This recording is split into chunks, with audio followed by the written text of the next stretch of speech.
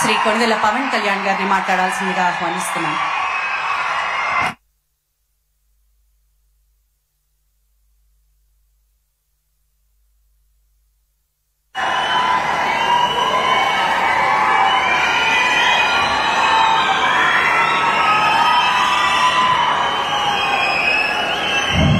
వేదిక పైన గౌరవ ముఖ్యమంత్రి శ్రీ నారా చంద్రబాబు నాయుడు గారికి, బోఫర్స్ కుంభకోణాన్ని బయటికి తీసుకొచ్చిన హిందూ మేనేజింగ్ డైరెక్టర్, ఒకప్పుడు ఎడిటర్గా పనిచేసిన శ్రీ ఎన్ రామ్ గారికి, రాజస్థాన్ పత్రిక చీఫ్ ఎడిటర్ ఓనర్ అయిన శ్రీ గులాబ్ కుటారి గారికి, చిత్ర పరిశ్రమ అతిరథ మహారథులందరికీ, శ్రీ రామోజీరావు గారి కుటుంబ సభ్యులు, వారి అబ్బాయి శ్రీ సుమన్ గారికి, శ్రీమతి శైలజా కిరణ్ గారికి, శ్రీమతి విజయేశ్వరి గారికి, రామోజీరావు గారి మనవలకి మనవరాళ్ళకి ప్రత్యేకించిన హృదయపూర్వక నమస్కారాలు. ముఖ్యంగా ఆయనతో పాటు వెన్నంటే ఉన్న ఆయన ఈనాడు పత్రికా కుటుంబానికి, జర్నలిస్ట్ కుటుంబానికి, వారందరికీ కూడా నా ప్రత్యేక హృదయపూర్వక నమస్కారం. రామోజీరావు గారి గురించి అందరూ చెప్పిన దానికంటే కూడా నాకు నా పర్స్పెక్టివ్లో, నా అనుభవంలో నేను చూసిన రామోజీరావు గారిని మీ కొద్ది సంఘటనలు పంచుకుంటాను. రామోజీరావు గారు నాకు సినిమాలు ఉన్నా కానీ నాకు పరిచయం లేదు. ముందు షూటింగ్ ఆయన స్టూడియోస్లో చేసినా కానీ ఫస్ట్ టైం పాలిటిక్స్కి ఎంటర్ అయిన తర్వాత 2008లో ఆ సమయంలో ఆయన కలవటం జరిగింది. ఆయన మాట్లాడిన విధానం చాలా నిక్కచ్చిగా, ప్రజల పక్షపాతాన్ని. ఆయన మాట్లాడుతున్నంతసేపు నాకు మైండ్లో ఒకటే అనిపించింది, మనసులో జర్నలిస్టిక్ వాల్యూస్ని కాపాడటానికే ఆయన ఉన్నారు. ప్రజాక్షేమం, ప్రజా సంక్షేమం, ఈ పర్స్పెక్టివ్లోనే, ఈ కోణంలోనే ఆ చర్చ జరిగింది. నన్ను ఒకే ఒకసారి ఆయన 2019లో ఒక లంచ్కి ఆహ్వానించిన వారి కుటుంబ సభ్యులతోటి. ఆ రోజు ఆయన మాట్లాడింది దేశ పరిస్థితులు, ముఖ్యంగా పత్రికా స్వేచ్ఛ గురించి, పత్రికా రంగం ఎంత కీలకమైంది. ఆయన ఎప్పుడూ కాంప్రమైజ్ అవ్వలేదు. ఒక విషయం చెప్పాలి అంటే అది తనకి తెలిసిన వారు అవ్వచ్చు, తన సన్నిహితులు అవ్వచ్చు, స్నేహితులు అవ్వచ్చు, కుటుంబ సభ్యులు అవ్వచ్చు, జనం కోసం వచ్చేటప్పటికి నిష్పక్షపాతంగా చాలా నిర్దాక్షిణ్యంగా ఉంటుంది ఆయన ఆలోచన పరిధి. అదే ఆయన ఈనాడు పేపర్లో రిఫ్లెక్ట్ అవుతుంది.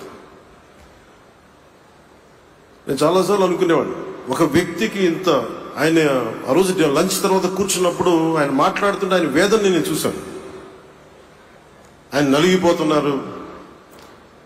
నిజంగా పత్రికా స్వేచ్ఛ ఎంత అవసరం దేశానికి, ప్రజాస్వామ్యానికి ఎంత కీలకమైంది, అది ఆయన చెప్తుంటే ఆయన ఆవేదన నాకు అర్థమైంది. అలాంటి వ్యక్తి మీద ఎన్ని రకాల ఇబ్బందులు పెట్టారో మనందరికీ తెలుసు. ఒక పేపర్ ఒకటే నడపటం చాలా అది కష్టసాధ్యమైంది. కానీ దాంతోపాటు ఆయనకి నష్టపోవడానికి, జనరల్గా అలాంటి విలువలు, కమిట్మెంట్ ఉన్న వాళ్ళు మిగతా వ్యాపారాలు అంటే ఆయన్ని అన్ని రకాలుగా దాడులు చేయడానికి చాలా తేలిక. అలాంటి దాడుల్ని తట్టుకుంటూ యాజ్ ఎ జర్నలిస్ట్ ఆయన అన్కాంప్రమైజింగ్ యాటిట్యూడ్, అన్కాంప్రమైజింగ్ వాలర్, అవన్నీ ఆయన్ని నాకు చూస్తే చాలా చాలా ఆనందం వేస్తుంది. ఆయన ఒకటే చెప్పారు నాకు, your upcoming political leader, I wish you all the best. నీ జీవితంలో నువ్వు కాంప్రమైజ్ అవ్వకు, what ever you believe in, నువ్వు ఏదైతే నమ్ముతావో దాన్ని త్రికరణ శుద్ధిగా చేయని చెప్పి ఆయన చెప్పింది నేను ఈ రోజుకి మర్చిపోలేను. అలాంటి మహానుభావుడు సంస్మరణ సభకి నేను ఈరోజు ఇక్కడికి రావటం ఆంధ్రప్రదేశ్ ప్రభుత్వం భాగంగా నాకు నిజంగా చాలా ఆనందంగా ఉంది. రైట్ టు ఇన్ఫర్మేషన్ యాక్ట్ దారిలో చూస్తూ ఉంటే ఇందాక ఎగ్జిబిషన్లో 2008 రైట్ టు ఇన్ఫర్మేషన్ యాక్ట్లో అంటే ప్రజలకు ప్రతిదీ తెలియాలి, ప్రభుత్వంలో ఏం జరుగుతుంది, ప్రభుత్వం ఏం తీరుతలు ఎలా ఉంది అనేది. దానికోసం ఆయన అందరినీ కలిపి ఆంధ్రప్రదేశ్లో ప్రత్యేకించి ఉమ్మడి ఆంధ్రప్రదేశ్లో ఆయన ఒక ఉద్యమకర్తగా కూడా వ్యవహరించారు. ఒక ఆర్టీఐ లాంటి థాట్ ప్రాసెస్ ఉండాలి అంటే ఒకటే ఉంటుంది, ఇది ఏమి జరిగినా ప్రజలకి తెలియాలి. ప్రభుత్వంలో ఉన్న రాజకీయ వ్యవస్థ ఏమి చేసినా ప్రజలకి తెలియాలి, వారికి అండగా ఉండాలని చెప్పి ఆయన చేసిన ఈ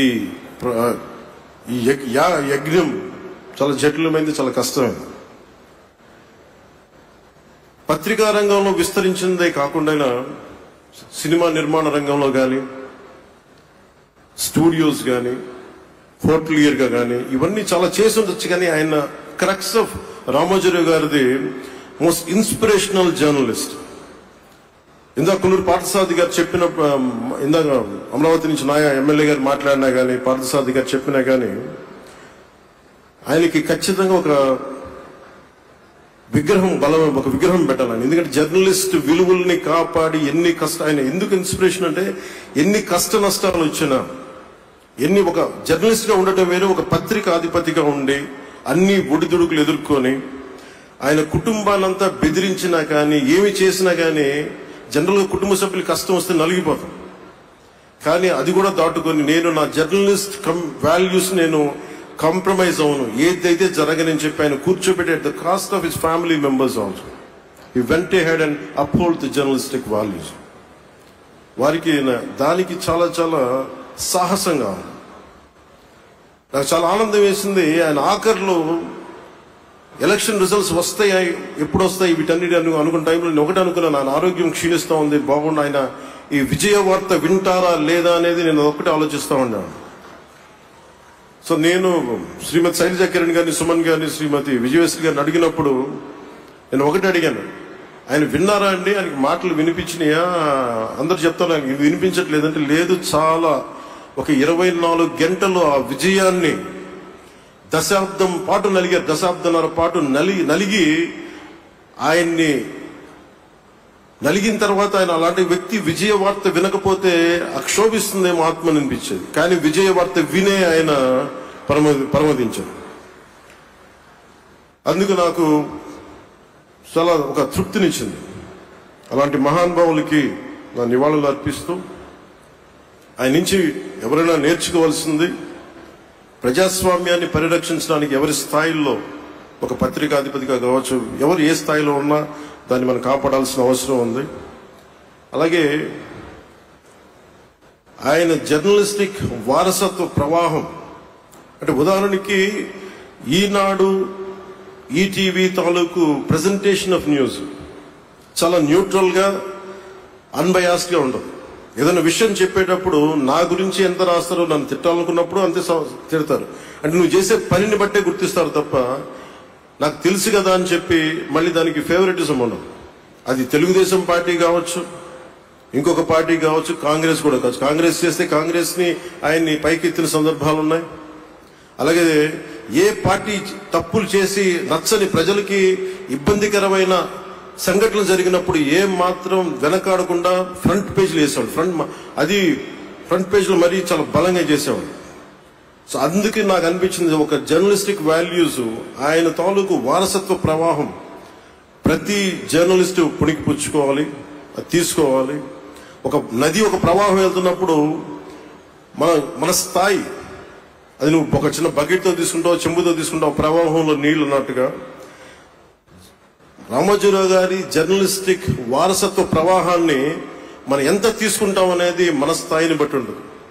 అది ఒక మోటార్ వేసి ఒక ట్యూబ్ మనకి పైప్ లో తోడుకునేలాగా ఉండొచ్చు, లేదంటే నా స్థాయి ఇంతే అంటే కూర్చోబెట్టి ఒక చెంబుతో తోడుకోవచ్చు.